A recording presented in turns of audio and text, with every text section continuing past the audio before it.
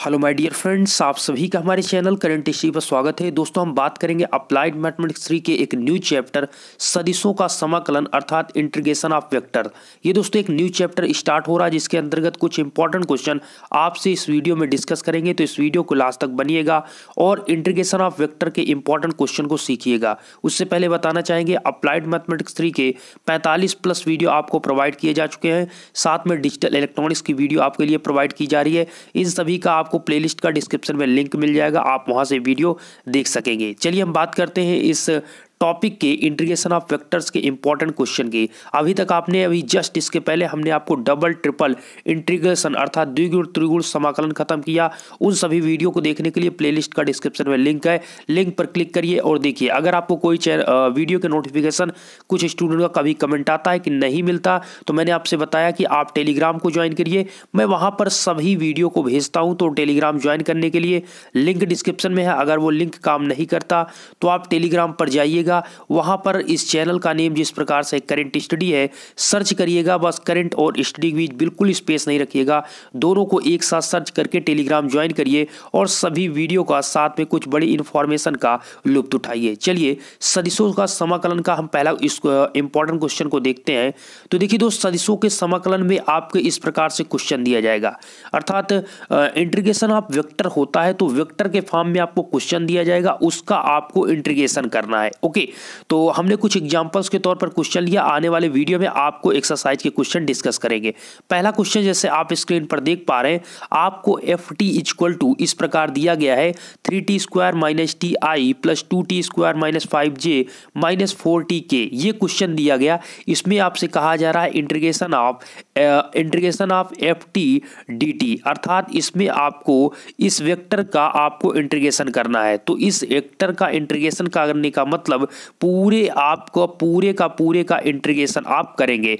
तो चलिए यहाँ पर एफ डी टी का मतलब है कि इस पूरे जो आपको क्वेश्चन दिया गया है इसका आप यहाँ पर टी के रेस्पेक्ट में इंटीग्रेशन करेंगे। तो यहाँ पर जो ये वैल्यू यहाँ पर लिखी गई है, तो हम पहले यहाँ पर इस प्रकार से आई के साथ इंटीग्रेशन का चिन्ह लगाएंगे। देखिए बारी बारी से चीज़ों को करते हैं। इंटीग्रेशन एफ टी निकालना है, मतलब ये पूरे में आप यहाँ पर इंटीग्रेशन का चिन्ह लगाएंगे।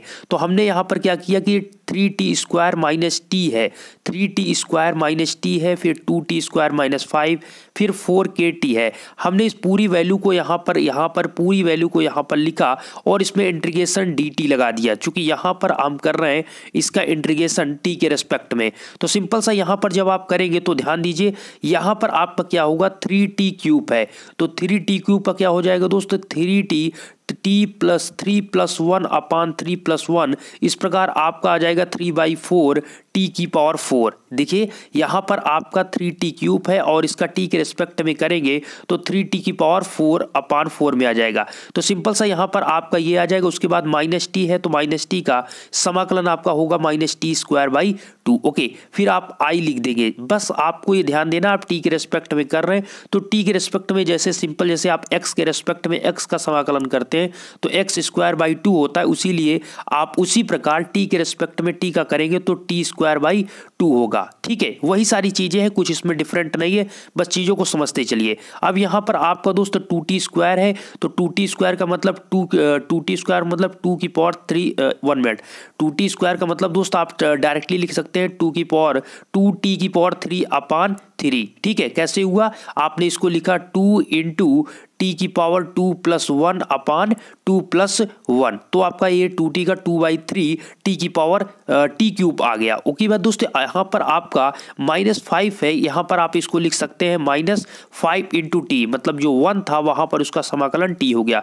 फिर आप j लिख देंगे। फिर यहाँ पर आगे आपका दोस्त -4k है, तो आप -4k का क्या लिखेंगे -4 इंटू टी का आपका हो जाएगा टी स्क्वायर बाई 2। ठीक है, क्या हो जाएगा टी स्क्वायर बाई 2। तो इस प्रकार आप इसको कैंसिल कर दीजिए, तो यहाँ पर आपका हो जाएगा 2t स्क्वायर के। ओके, यहाँ पर जो ये लिखा हुआ है 2, इसको आप हटा दीजिए क्योंकि आपका यहाँ पर भी ये टी स्क्वायर बाई 2 आएगा और ऊपर आपका 4 है तो दोनों कैंसिल हो जाएगा। ऊपर आपका 2t स्क्वायर बचेगा, ये 2 नहीं रहेगा, ये मिस्टेक से लिखा हुआ है। ठीक है, इसमें 2 नहीं रहेगा। तो इस प्रकार से आपका ये जो आया ये आपका कंप्लीट आंसर है। ध्यान दीजिएगा जब समाकलन करते हैं उसमें प्लस प्लस सी लिखते हैं, ये इंपॉर्टेंट है। जैसे कि आप यहाँ पर अगर कहें एक्स का आप dx के रेस्पेक्ट में समाकलन करें तो उसका होता है x²/2, लेकिन सदैव ध्यान रहे आप समाकलन करते हैं तो plus C as a constant के रूप में प्लस सी लिखते हैं, अवकलन में नहीं समाकलन में आप लिखते हैं। तो ये पहले क्वेश्चन का आपका कंप्लीट ये आंसर आ चुका है। ठीक है, नेक्स्ट क्वेश्चन भी दोस्त आपकी स्क्रीन पर है, ये भी बहुत सिंपल क्वेश्चन है, समझते चलिए। अगर आपको ft दिया है ये 5t⁴i + 8³ -4t² मैं आपको जैसा कि बताया आने वाले वीडियो में आपको नेक्स्ट वीडियो में एक्सरसाइज के क्वेश्चन देखने को मिलेंगे, तो इसको लेकर आप घबराइएगा नहीं। इस वीडियो में मैं आपको समझाने की कोशिश कर रहा हूँ कि किस प्रकार से क्वेश्चन आपके आते हैं। ओके, सिंपल से क्वेश्चन है, आप इनको देखिए। तो यहाँ पर इंटीग्रेशन ऑफ ft करना, अर्थात इस ये जो क्वेश्चन आपको दिया है इसका आप t के रेस्पेक्ट में समाकलन कर दीजिए। तो यहाँ पर इसको हमने क्या किया, ये जो यहाँ पर क्वेश्चन था इसमें हमने दोनों साइड में इंटीग्रेशन का चिन्ह लगाया। जब इंटीग्रेशन का चिन्ह लगाया तो इसमें पूरे में इंटीग्रेशन आपका होगा। तो यहाँ पर आपका इसका इंटीग्रेशन करेंगे तो 5 है, t⁴ है, तो 5t⁵5/5 हो जाएगा। 5 आप यहाँ पर कैंसिल कर सकते हैं। ओके, यहाँ पर फिर आप i लिख देंगे, फिर आपका प्लस 8³ है। यहाँ पर ध्यान दीजिए, मैं थोड़ा सा इसको और जूम करता हूँ। हाँ, तो यहाँ पर एक मिनट दोस्त, यहाँ पर आपका 8³ है, 8t³ है, तो आप इसको 8 को 8 लिखे रहेंगे और t³ को आप लिख सकते हैं t⁴/4j। उसके जस्ट बाद आपका यहाँ पर है दोस्त -4t, तो आप इसको लिखेंगे -4 और t का आपका हो जाएगा क्या, यहाँ पर आपका t²/2 होगा। यहाँ पर फिर से इसमें मिस्टेक लिखा हुआ है, यहाँ पर आपका -4 और t का आपका समाकलन क्या होता है दोस्त, t का समाकलन t² होता है। ओके, तो यहाँ पर आपका इसका हो जाएगा 4 × t²/2, मतलब 4 × t²/2 करेंगे तो आपका 2t² ऊपर बचेगा। ओके, इतना करने के बाद यहाँ पर आपका हो जाएगा, यहाँ पर 5 से 5 कैंसिल, यहाँ 4 × 2 करेंगे तो आपका 2 ऊपर बचेगा, और यहाँ पर आपका तो आपको हमने बताया 2² होगा, तो यहाँ पर 2t², यहाँ पर मतलब मिस्टेक है इसका। अगर हम कंप्लीट इसके आंसर की बात करें तो इसका आंसर आपका रहेगा t⁵i + 2 × t⁴, okay, plus minus करेंगे 2t² और प्लस c। इसका आंसर यही आपका होगा इस क्वेश्चन का। ओके, चलिए थर्ड नंबर पर क्वेश्चन देखते हैं। थर्ड नंबर पर क्या क्वेश्चन आपको दिया गया है। इस क्वेश्चन में दोस्त इतना ही डिफरेंट है कि इसमें आपको लिमिट दे दिया गया, अर्थात 1 से 2 आपको लिमिट दे दिया गया। तो पहले आप समाकलन करेंगे, उसके बाद आप लोअर लिमिट और उसके जस्ट बाद अपर लिमिट रखकर सॉल्व करेंगे। तो समाकलन करते हैं इसका। ये जो आपको क्वेश्चन दिया गया इसका आप t के रेस्पेक्ट में समाकलन कीजिए। तो हमने यहाँ पर दोनों साइड में समाकलन का इंटीग्रेशन का चिन्ह लगा दिया और इसको सॉल्व करते हैं। तो यहाँ पर आप इसको पहले i वाले को करेंगे, फिर आप j, फिर k। अगर हम i वाले को t के रेस्पेक्ट में समाकलन करेंगे तो यहाँ पर लिखा है 2t², तो आपका क्या हो जाएगा 2t² का मतलब आप 2 लिखेंगे और t² का आपका t³ हो जाएगा। इस प्रकार से आपका 2/3³ आ जाएगा। ओके, 2/3t³ आ जाएगा। उसके बाद दोस्त -t है तो -t का आपका -t²/2 हो जाएगा इंटू i। इसके बाद आपका 2 - 6j है, 2 - 6t है, तो यहाँ पर 2 का आपका हो जाएगा 2t और यहाँ पर -6t का हो जाएगा -6t²/2। ओके, यहाँ पर 2 आप कैंसिल कर सकते हैं, उसको आगे मैं यहाँ पर सॉल्व करूंगा। फिर उसके बाद दोस्त यहाँ पर आपका लिखा है -3t, इसको आप सॉल्व करेंगे तो -3t का आपका -3t²/2 हो जाएगा, -3t²/2 हो जाएगा। ओके, इतना आपको यहाँ पर प्राप्त होगा। इसके बाद यहाँ पर आप लिमिट रख दीजिए। लिमिट आपका क्या दिया है, लिमिट आपको 1 से 2 दिया गया है, तो लोअर लिमिट और अपर लिमिट को पुट कीजिए। जैसे ही यहाँ पर लोअर लिमिट अपर लिमिट को रखते हैं, उसके बाद देखिए यहाँ पर जब अपर लिमिट को रखेंगे, अपर लिमिट को जब हम रखते हैं तो यहाँ पर रखते हैं दोस्तों, तो देखिए 2/3t³ है, तो 2/3 2⁵3 हो जाएगा। पहले हम अपर लिमिट रख रहे हैं। ओके, 2/3 2³ हो जाएगा, t की जगह पर 2 रखिए। यहाँ पर आपका रखेंगे तो आपका 2² होगा, 2² होगा, यहाँ पर आपका 2² होगा तो 4 हो जाएगा। इस प्रकार 4/2 होगा। ये i का काम खत्म। ठीक है, अपर लिमिट में। इसके जस्ट बाद आप यहाँ पर अपर लिमिट इसमें रखेंगे तो 2 × 2 आपका 4 हो जाएगा। यहाँ पर रखेंगे तो 6t² है तो आपका क्या हो जाएगा 6 × 4 हो जाएगा, क्योंकि 2 आप रखे रहे और 2 का स्क्वायर करेंगे तो 4 होगा। इस प्रकार से यहाँ पर आपका प्राप्त हुआ 6 × 4/2। ओके, ये आपका जे की वैल्यू आपको प्राप्त हुई। इसके जस्ट बाद आप के में देखेंगे तो यहाँ पर जब आप पुट करेंगे, यहाँ पर डायरेक्टली चीज़ों को लिख दिया गया। यहाँ पर दोस्त हमने क्या बताया, आपका इसका होगा 3t² 2, और इसमें जब अपर लिमिट रखेंगे, अपर लिमिट का मतलब यहाँ पर आप रखेंगे तो 3/2 ऑलरेडी है, और t² रखने का मतलब आप यहाँ पर रखेंगे t की जगह पर 2, तो 2 का स्क्वायर करेंगे तो कुल मिलाकर 2/2 3/2 और इंटू में ऊपर 4 होगा, इसलिए यहाँ पर डायरेक्ट इसको कर दिया गया तो आपका आएगा 3 × 4/2। ओके, यहाँ पर आपने अपर लिमिट को रखिए, यहाँ पर आपका 3t², यहाँ पर डायरेक्ट इसको कर दिया गया तो 3t² 2 होगा। इसमें आप अपर लिमिट 2 रखेंगे तो आपको ये प्राप्त होगा 3 × 4/2। ठीक है, इसके जस्ट बाद यहाँ पर आपको, यहाँ पर जब ये प्राप्त हो गया तो अब आप लोअर लिमिट रखेंगे। आपने अपर लिमिट रखा, आप माइनस लगाएंगे, आप लोअर लिमिट रखेंगे। लोअर लिमिट आपकी 1 है। जब आप यहाँ पर 1 पुट करेंगे, कहाँ पर पुट करेंगे, टी की वैल्यू पर, टी की वैल्यू पर पुट करेंगे। देखिए यहाँ पर 2/3 है। अब सिंपल सा आपको जहाँ जहाँ पर टी है वहाँ पर 1 करते चले जाइए, आपका आंसर आ जाएगा।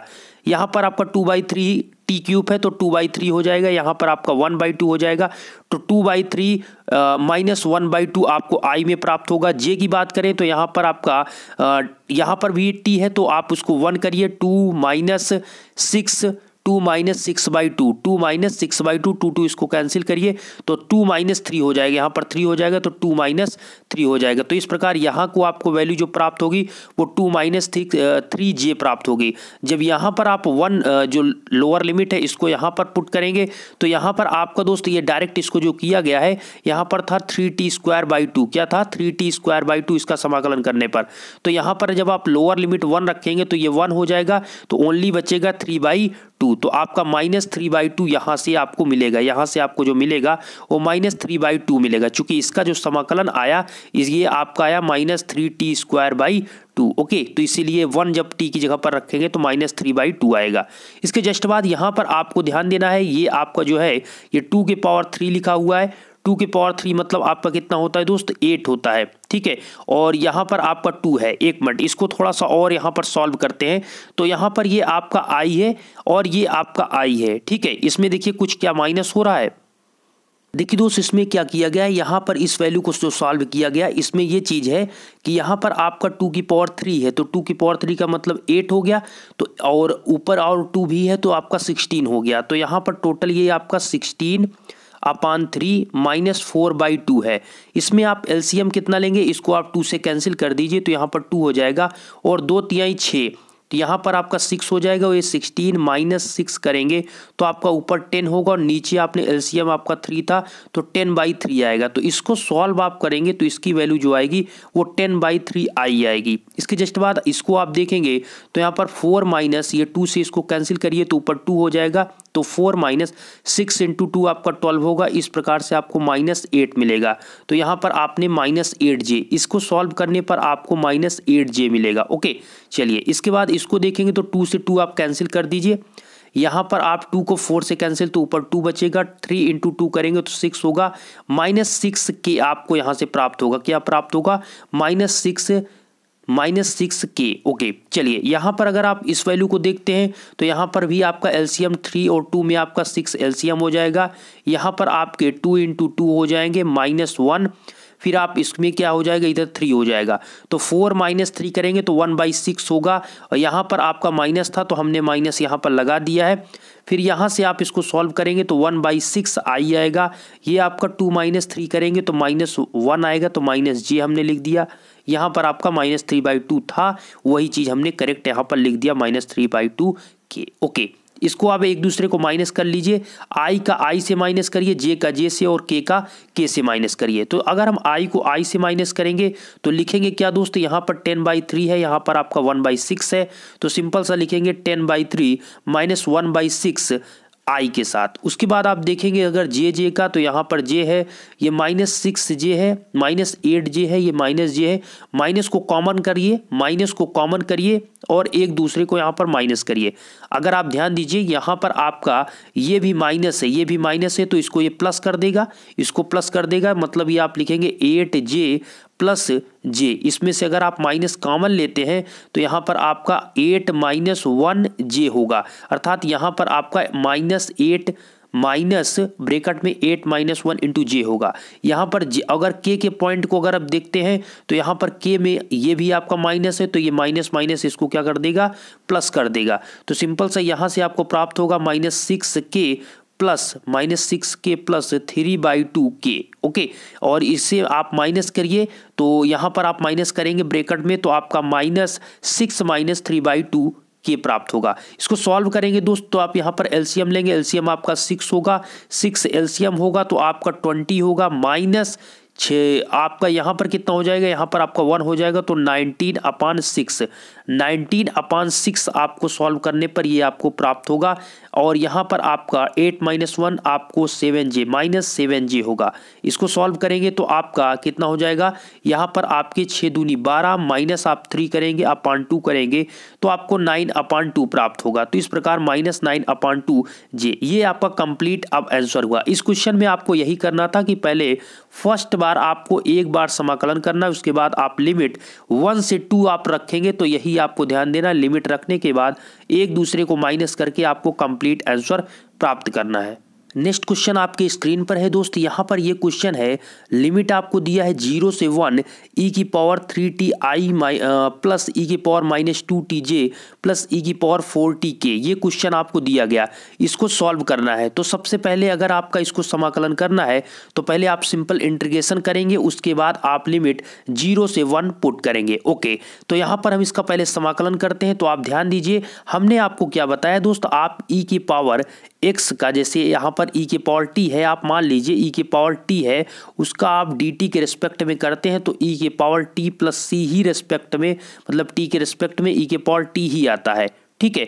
और अगर आप e⁻x का आप अवकलन भी करते हैं तब e⁻x ही आता है। ओके, तो इसमें कोई आपको यहाँ पर विशेष यहाँ पर ये समझना है, जैसे कि e⁻3t है, e⁻3t है, इसका t के रिस्पेक्ट में करेंगे तो जो e⁻3t है, एक मिनट थोड़ा और मैं यहाँ पर, हाँ अब देखिए e⁻3t है तो e⁻3t में आपका e⁻3t हो जाएगा, इंटू में आपका इंटू में 1/3 होगा। ये ऐसा क्यों होता है, तो जो आपका पावर में होता है दोस्त, ये आपका क्या करते हैं, इसको आप मान सकते हैं, इसे आप कुछ भी मान लीजिए, e⁻ आप t3 बराबर आप t2 मान लीजिए, तो आप ऐसे करते हैं कि उसको मानते हैं तो आप dt/3, मतलब अगर आपका यहाँ पर पावर में है तो आप इसको t मानते हैं, अगर आपका t है मतलब e⁻3t है तब तो आप इसको t मानेंगे, तो आपका समाकलन क्या होगा, e⁻3t/3 प्लस c आपका आंसर होगा।